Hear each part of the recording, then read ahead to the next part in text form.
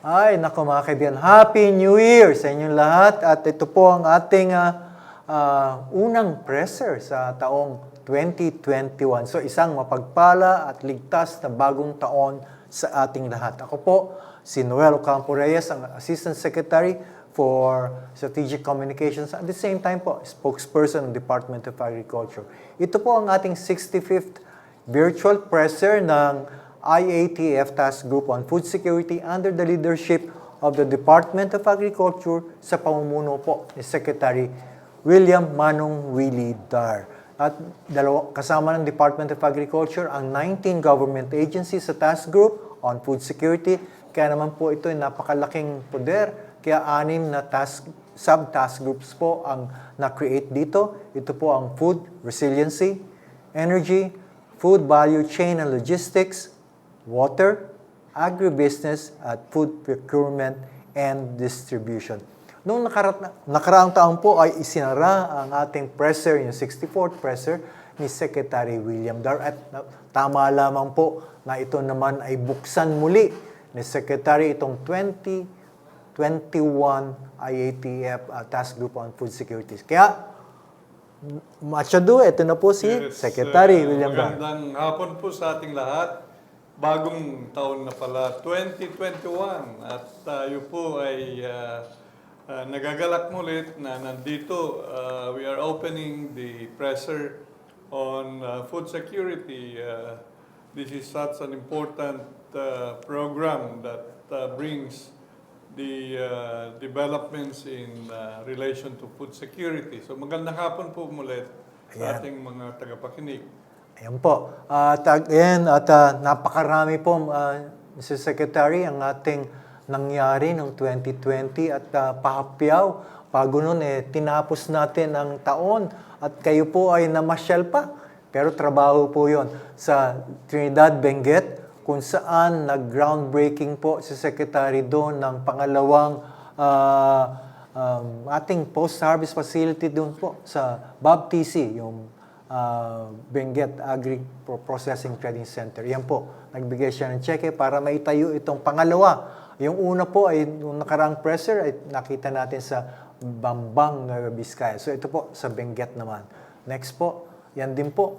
Nagkaroon po ng bisita sa sekretary sa bagong presidente ng ating Benguet State University na kung saan ay binigyan natin ng konting counterparting sa mga gagawang agricultural projects sa Secretary. Diyan po, nag-graduate si Secretary sa Benguet State University nung nakaraang, not so far, many years ago. Yan din po, pumunta rin po tayo sa ating Baguio City, Santo Tomas, para nag-distribute po ng cash and food subsidy.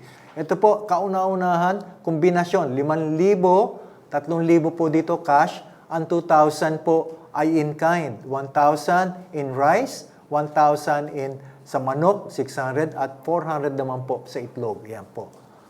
Next po.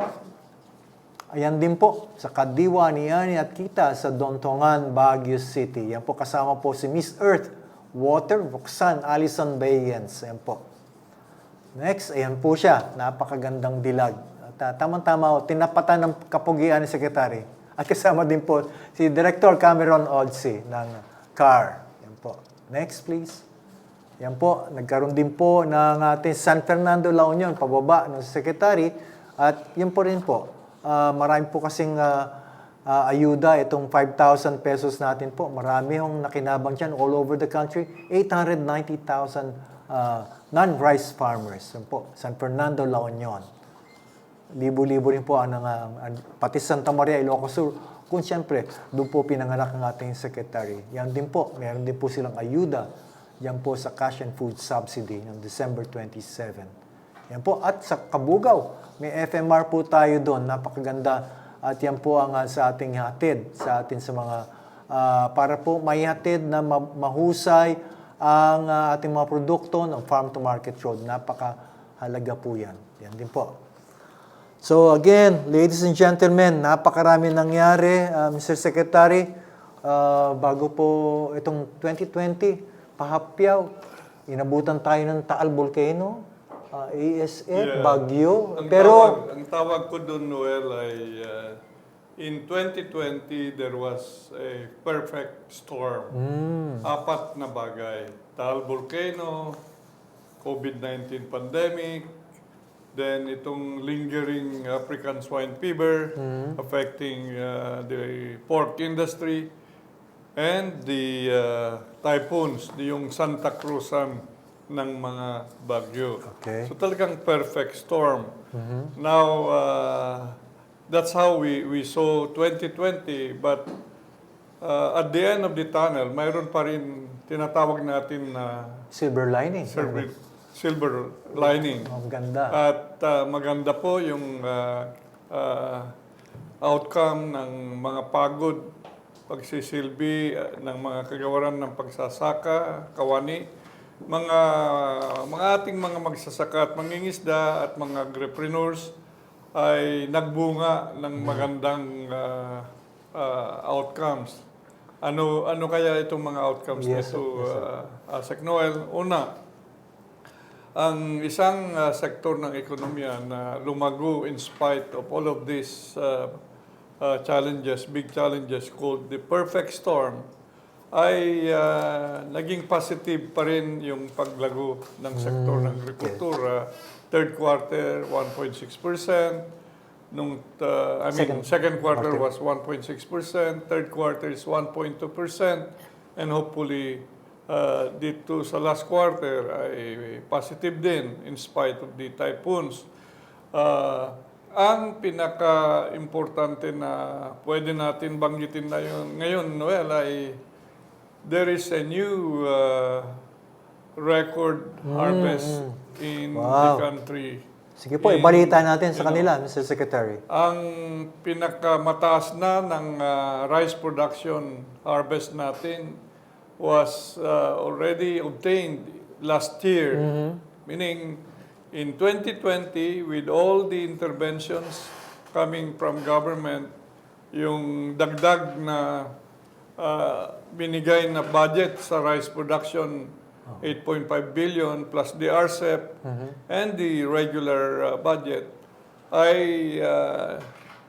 that gave us the opportunity to reach this new record harvest in rice, totaling 19.4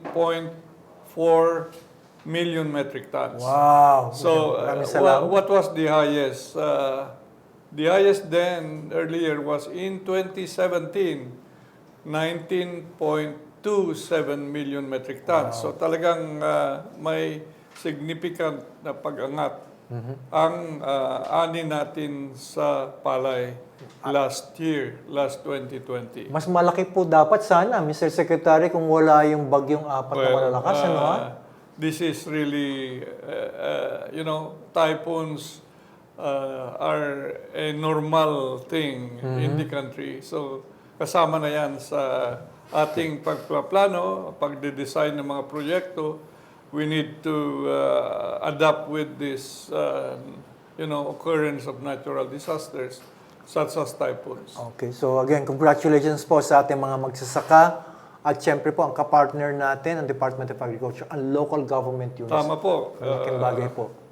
Local government units all over the country are considered the food security frontliners. So, ang mga local chief executives ay sila po yung food security czars na tinatawag po natin at various levels. So, suma total, Mr. Secretary, ito pong 2020 nakaraan, ano po ang taya natin? Yung lumago ba ang agriculture sector? Gaano kalaki ang lago, if ever? Ang ating taya, we targeted bago nagkaroon ng pandemya. Then came the pandemic. Then we revisited it before the end of the year. Okay. So ang ating nakikita na growth ay positive pa rin. Pero siguro ay kung tayo ay makamtan natin ng 1% na paglago ng sektor ng agrikultura, doon po yung nakikita natin. Okay.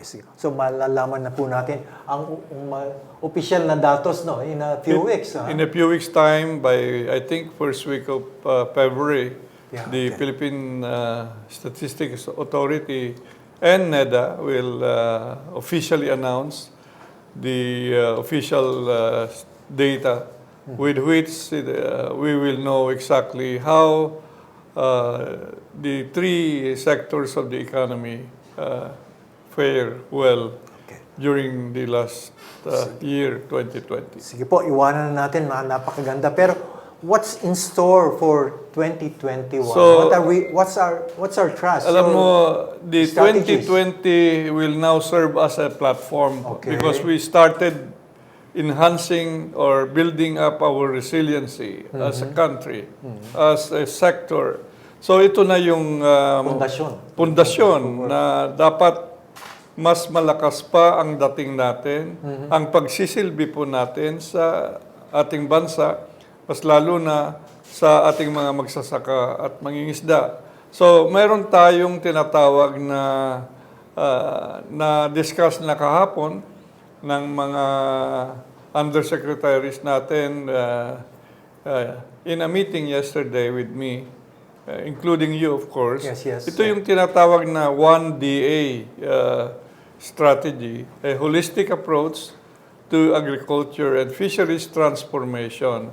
At hindi natin nakakaligtaan itong vision natin, itong mission po natin, at saka yung goals na masaganang ani at mataas na kita.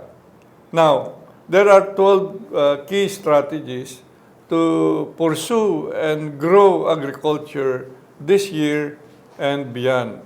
But anchored on this preamble, para lang mas maintindihan pa natin. Modern, industrial, Philippine agriculture through an inclusive approach. Tama ano po. po ba ibig sabihin na inclusive approach? Inclusive po ay kasama ang mga stakeholders, mga partners natin. Yeah. Dito po sa disenyo, pagdidisenyo, at pag-implementa and monitoring of all of these plans, programs, and projects.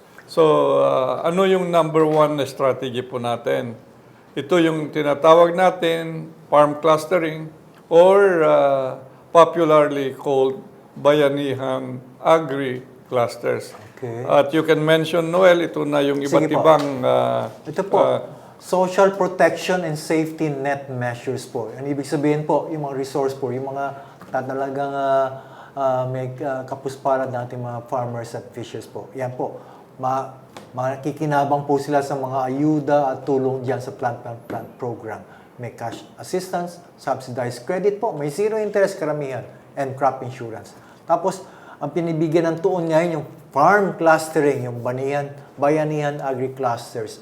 Ito, collective approach para naman po maganda ang pagkakamanage ng mga resources natin, limited resources. Noel, one thing to highlight ay ito yung mga ayuda, i-plus mo lang yan.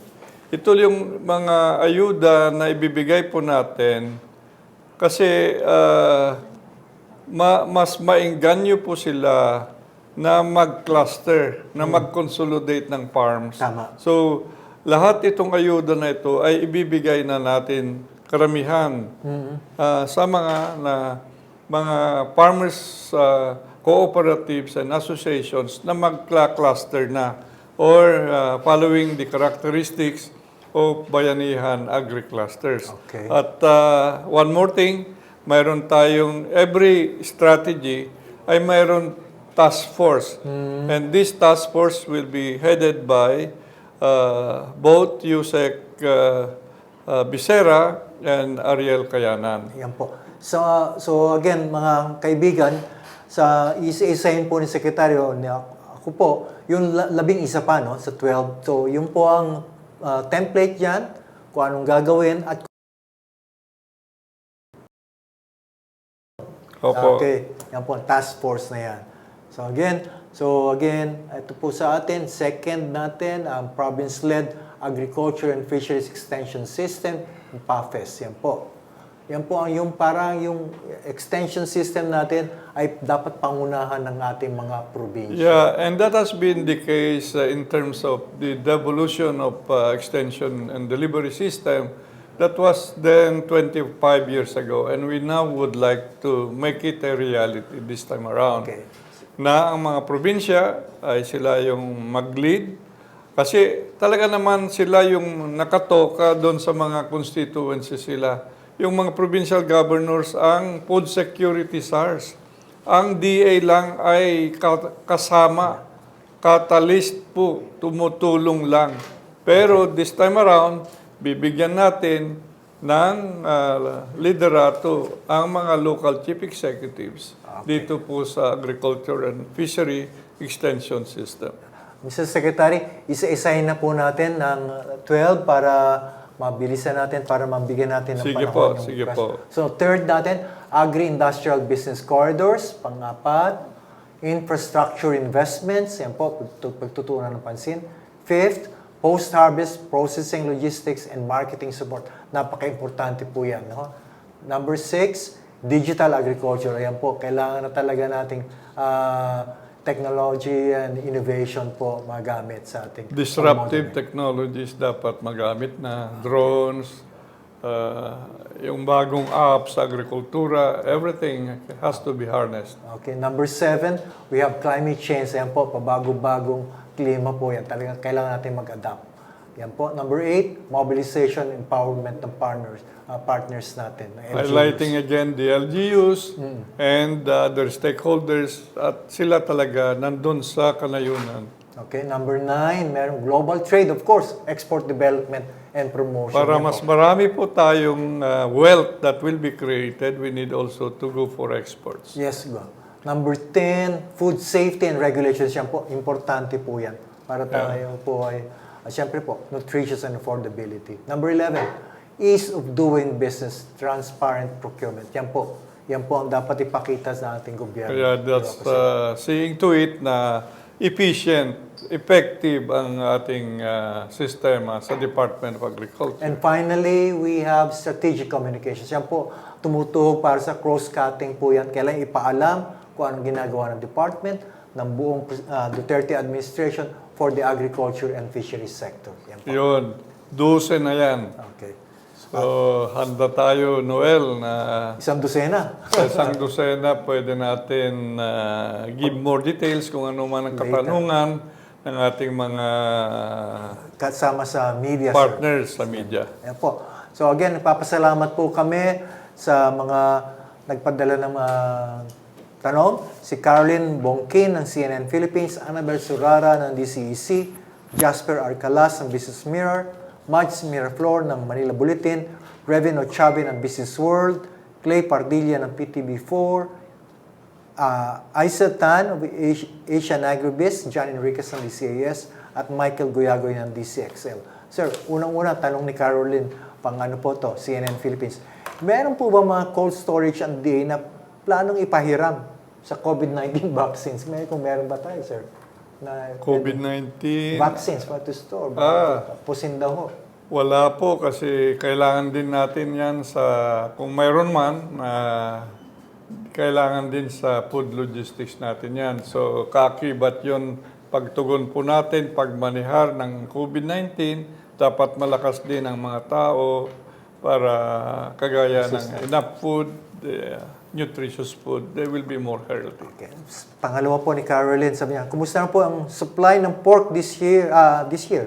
Itong 2021. Well, How this will we look at? 2021, ito yung isang high priority area na tutugunan ng livestock sector natin. Itaas pa natin yung antas ng mga quarantine protocols.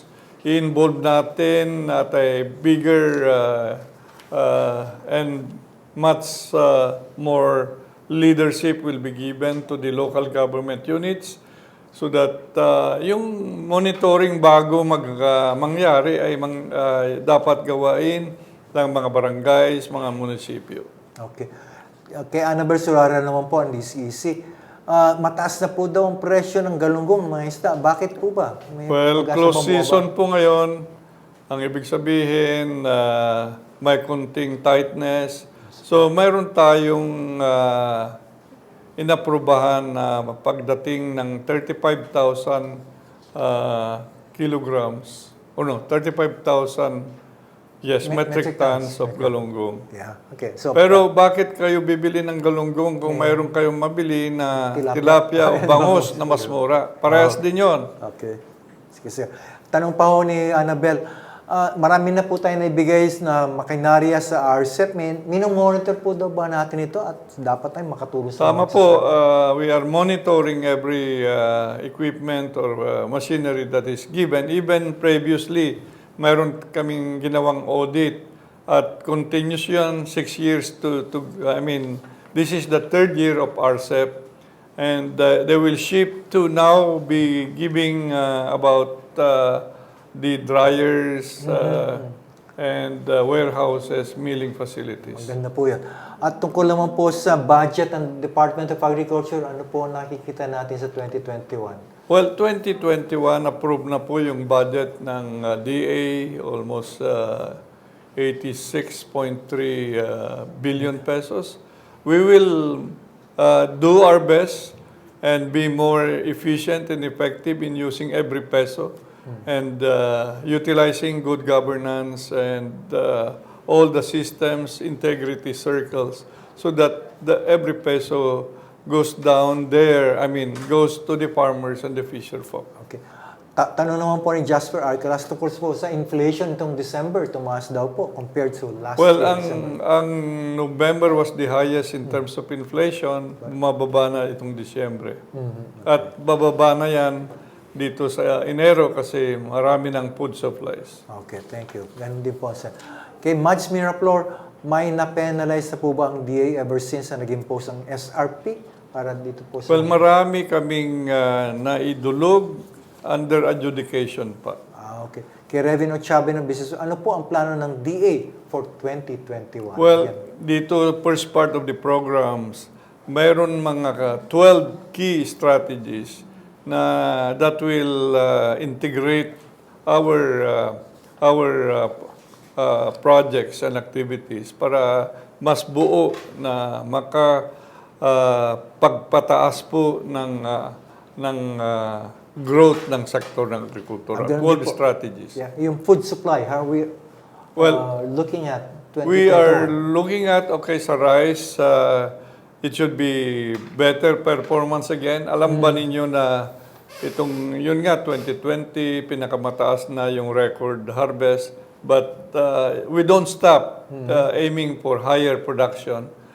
This year, it will be much higher. We are aiming additionally 1 million metric tons. Kakabit din po ito sa RTL. What are we looking at sa RCEP implementation? Yeah, RCEP continues to be an important program, 10 billion a year sa pangatlong taon. At mas pagandahin pa natin yung pag-implementa, mas mabilis yung pag-procure ng mga makinarya at yung pagbibigay pa ng iba't ibang tulong as part of the components of RCEP. Kay Clay Pardilla naman, sir, meron po na balitang fish kill doon sa Lake Sampaloc Lake yata. At siyempre, anong tulong natin sa mga fisher folk doon? Well, palagi natin tinuturo na do not overstock kasi yun palagi ang problema. Overstocking. And hoping na hindi mangyari yan sa Taal kasi may report tayo na overstocking nangyayari ngayon. Ito po, mabalita ito ngayon po, yung tungkol sa 5% tariff ng MDM. Binaba na po from 40 to 5%. Well, that's just temporary kasi this year is abnormal. Bakit abnormal? Nandyan pa rin tayo sa pandemic. And so we have to produce food products that are low cost. Okay. Yung sa ASF po, what are we looking at for 2021? Sinabi ko kanina na ito yung isang priority area na dadagdagan pa namin ng aming pagod at pagsusumikap para mas mapaigting pa yung mga quarantine protocols, ang mga LGUs ang talagang gagalaw at magmomonitor agad-agad dito bakit nandyan dumating ang ASF ay talagang continuous monitoring and education of the hog raisers. Sa tanong naman ni John Reyes ng DCAS, ano po, again, i-highlight natin ang priority natin, Mr. Secretary, Priority. 2021. Well, lahat yun, Nabanggit kanina. let me, it's all towards modernization and industrialization and giving higher levels of productivity and higher income for the farmers and fishers. Okay.